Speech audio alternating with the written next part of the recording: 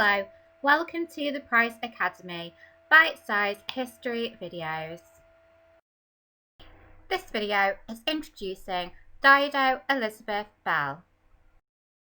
Dido Elizabeth Belle was raised as part of an aristocratic family in Georgian Britain. Dido's father was an officer in the Royal Navy who was stationed for a time in the Caribbean. Her mother was an African woman named Maria Belle, whom he met on his ship whilst on duty there. Some sources suggest that Dido's mother was an enslaved woman who was seized from a Spanish ship by Lindsey during the Battle of Havana in 1762. Dido's baptism record shows she was born in 1761, so this might not be true. By November 1766, when she was baptised, Dido had been brought to England, never to return to the Caribbean. She was baptised at St George's in Bloomsbury. Dido spent much of her life at Kenwood House on Hampstead Heath in North London. She lived there with her great-uncle William Murray, 1st Earl of Mansfield, the Lord Chief Justice. It was not unheard of for a powerful aristocrat to be the legal guardian to such a relation, but it is extremely unusual at this time for a mixed-race woman who had perhaps been born to an enslaved mother to be raised as part of an aristocratic British family. Dido's exact position within Lord Mansfield's house is unclear, but evidence suggests that she was brought up as a lady rather than as a servant. Dido was taught to read, write, play music and practice other social skills. She also received an annual allowance and supervised Kenwood's dairy and poultry yard, which was a common hobby for genteel women at the time.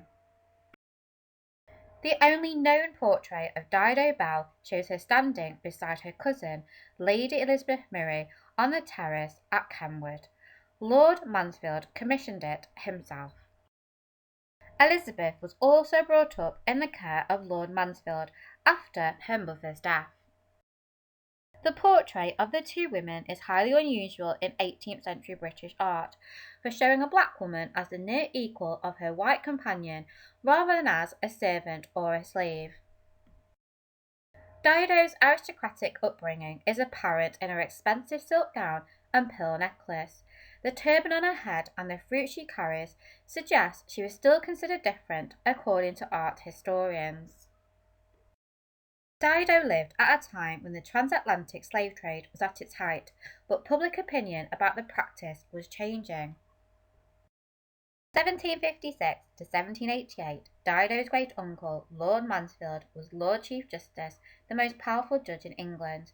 He presided over a number of court cases examining the legality of the slave trade, including the case of James Somerset in 1772.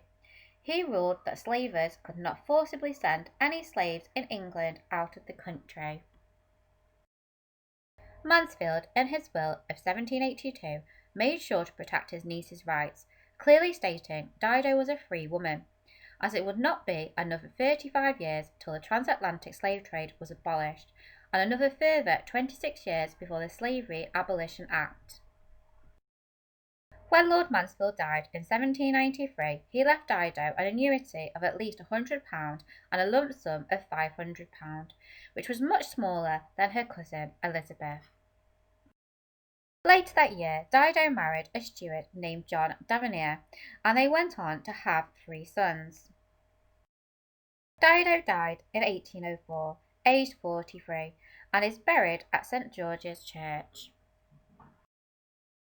Don't forget, if you enjoyed this video, to like and subscribe to my channel, or follow me at Twitter or at Facebook at facebook.com/TanyaAlex38.